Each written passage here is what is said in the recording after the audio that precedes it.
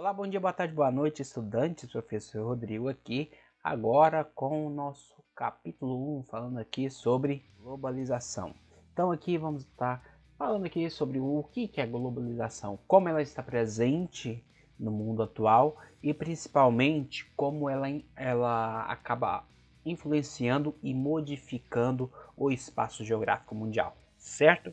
Então primeiramente vamos começar aqui falando a respeito de que, as trocas comerciais, as trocas econômicas e culturais entre diferentes regiões e países do mundo acabam provocando um fluxo muito grande de quê? Mercadorias, de tecnologia, de capital financeiro ali, e por consequência também a gente pode acabar colocando ali um fluxo de pessoas também. Isso tudo acaba interferindo muito no cotidiano das pessoas e em grandes transformações do espaço geográfico mundial. Coisas que são produzidas em um lugar são vendidas em outro lugar, muito distante daquele lugar de origem. O termo globalização ele acaba se referindo a um fenômeno de relações entre diferentes países, em interações que envolvem espaços econômicos, culturais e principalmente o fluxo de informação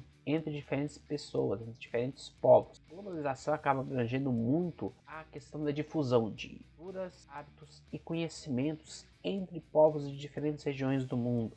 Conseguimos perceber muito essa difusão em nosso dia a dia, em nosso cotidiano, como por exemplo filmes de Hollywood, são produções ali vindas dos Estados Unidos, religiões orientais como o budismo, o hinduísmo, animações e jogos eletrônicos de origem japonesa, de origem coreana, hits musicais baseados em culturas do continente africano, pratos culinários como a pizza, que é um prato italiano de origem europeia, ou em outros vários exemplos que a gente pode pensar aqui, ou seja, essa difusão de informações é inerente ao processo de globalização.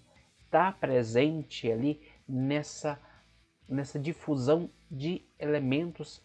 É importante a gente imaginar que de onde veio isso, de onde veio essa interação, quando começou toda essa coisa de se difundir informação, se difundir produtos, se difundir cultura, essa movimentação, esse fluxo de pessoas também. Para muitos estudiosos, a globalização ela começou ali durante as grandes navegações, ali 1450, 1500, até ali 1600, 1700, foi quando a expansão dos domínios de países europeus sobre diversas áreas do mundo acabou modificando muito, mas isso acabou provocando também e se intensificando ao longo do imperialismo, no neocolonialismo ali nos séculos 19 e 18 e também com a aceleração do avanço tecnológico ali durante a Guerra Fria, até a hegemonia do capitalismo pós-Guerra Fria, pós ali 1990. Diante dessa necessidade de aumentar lucros, e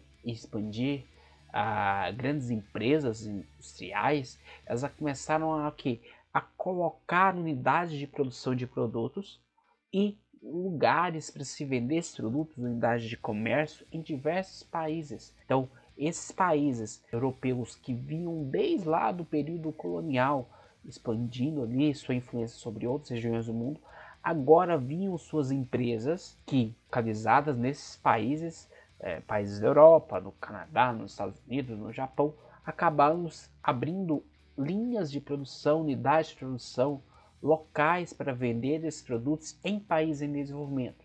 Na América Latina, a gente pode colocar Brasil, pode colocar Argentina, México, em países da África, Nigéria, África do Sul, ali a gente pode falar de Índia, pode falar de China.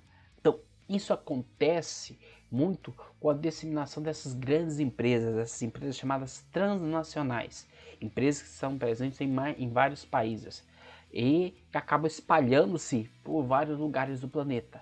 Acabei separando aqui alguns exemplos para vocês, o exemplo aqui da Samsung, que ela atua tanto no ramo de eletrônica, no ramo de seguros, no ramo de construção civil, construção de casas, de condomínios, e na informática, uma empresa da Coreia do Sul e que está em mais de 180 países, fabricando ou vendendo seus produtos. Outros exemplos aqui, por exemplo, a Coca-Cola. Coca-Cola é uma empresa de origem do setor alimentício dos Estados Unidos e está presente em mais de 200 países.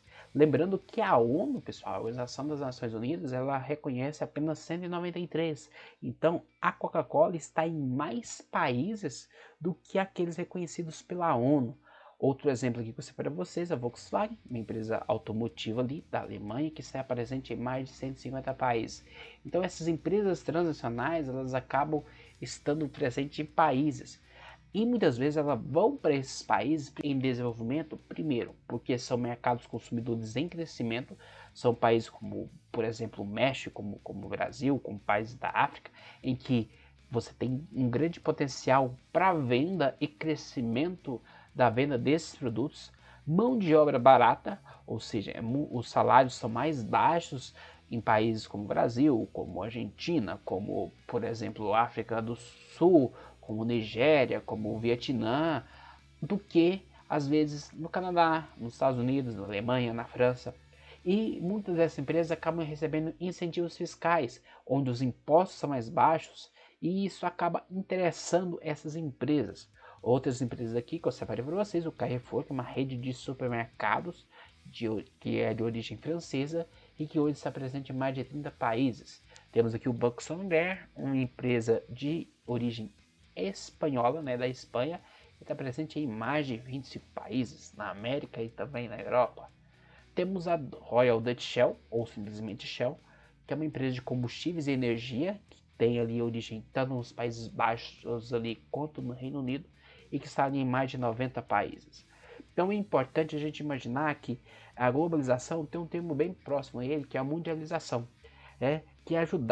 que ajuda a gente a explicar esse fenômeno que é essa difusão do contexto socioeconômico e cultural que a gente acaba vivendo no mundo atual, esse mundo globalizado. Aqui mais exemplos de empresas aqui transnacionais que são presentes em vários países aqui, né? Separei aqui uma brasileira, a Ambev, uma empresa relacionada ali também ao setor alimentício, setor de bebidas, né? Tá mais de 20 países. E aqui uma gigante das comunicações e informática, que é o Google, que está presente em mais de 170 países. Outra parte importante que a gente precisa falar aqui é que a globalização ela tem uma relação muito forte com novas tecnologias, com a comunicação e com a informação. Essas são muito usadas, por exemplo, por governos, por grandes corporações, como a gente falou, né, as empresas transnacionais. Então, essa informação, essa comunicação, esse uso de novas tecnologias são muito importantes para essas empresas e também para esses governos nacionais. Essa nova configuração geográfica, ela acaba fazendo com que o mundo se organize em redes, né, as chamadas redes geográficas, que são responsáveis pela circulação dessa informação, desses produtos, dessa mercadoria e também das pessoas. Essas redes elas podem ser materiais e imateriais. As materiais são aquelas que são palpáveis, aquelas que podem ser vistas, como oleodutos, linhas de trem, rodovias, redes de transmissão de energia. E as imateriais são aquelas que são invisíveis aos nossos olhos, como transmissões de rádio, TV por satélite, né? São sinais ali que não são visíveis aos olhos humanos. Então, na globalização, o fluxo de informações e de pessoas aumenta dia após dia, principalmente por conta da evolução dos meios de comunicação e também dos meios de transporte. A evolução desses meios de transporte acabou impulsionando o deslocamento de pessoas e de mercadorias, acelerando, né? O mundo nos últimos 500 anos encolheu, porque os meios de transporte fizeram com que, se lá em 1500 os barcos à vela e as carruagens chegavam ali a uma média de 16 km por hora, em 1950 os aviões já estavam ali a 480 km por hora. E nos dias atuais, a partir dos anos 1960, aviões a jato levavam pessoas e mercadorias a uma média de 800 km por hora. A circulação de mercadorias e pessoas foi muito mais rápida. E isso acaba influenciando muito a expansão dessa globalização. Porém, a globalização ela acaba intensificando algumas coisas, né? Principalmente os abismos sociais. Por quê? a quantidade de pessoas sem acesso a essa informação, que não estão inseridas diretamente, profundamente nesse processo de globalização, cresce. Né? Para a ONU, a Organização das Nações Unidas, o acesso à internet ele passou a ser muito importante para indicar o desenvolvimento social de países. Né? A internet ela acaba, segundo a ONU, influenciando aí no desenvolvimento econômico e social de vários países. Mas o uso dessas novas tecnologias não integra o indivíduo, mas também as nações também. Né? Então, nações que têm menos acesso a esses recursos da internet acabam também sendo menos integradas ao cenário global econômico. Essas tecnologias acabam ajudando a abertura comercial de economias, acabam precisando ali, se acompanhadas por políticas públicas eficientes, podem reduzir a pobreza da população, podem ajudar a diminuir esses abismos sociais existentes. Uma outra coisa que a gente pode falar em relação ao processo de globalização é justamente no que diz respeito ao que acontece, porque os mercados consumidores eles são inundados com produtos, né? E os mercados eles também acabam criando necessidades supérfluas, onde a pessoa ela passa a comprar mercadorias, contratar serviços, né? Lembrando que serviços são coisas que você usa, como por exemplo serviço de internet, serviço de telefonia, né? TV a cabo. Então as pessoas acabam comprando e usando serviços que não precisam. E a inovação tecnológica acaba ajudando, favorecendo que esses produtos sejam renovados, o que acaba alimentando linhas de produção por todo mundo, gerando empregos, mas o contraponto é que esse consumo elevado de produtos novos acaba causando estresse nos recursos naturais. A produção de lixo aumenta muito, a poluição atmosférica e das águas também aumenta. É uma das grandes consequências do processo de globalização. Mas então, para muitos estudiosos, é importante que a sociedade crie um modelo de desenvolvimento sustentável, no qual as necessidades atuais possam ser satisfeitas, mas de maneira que não se comprometa os recursos para a vida das futuras gerações.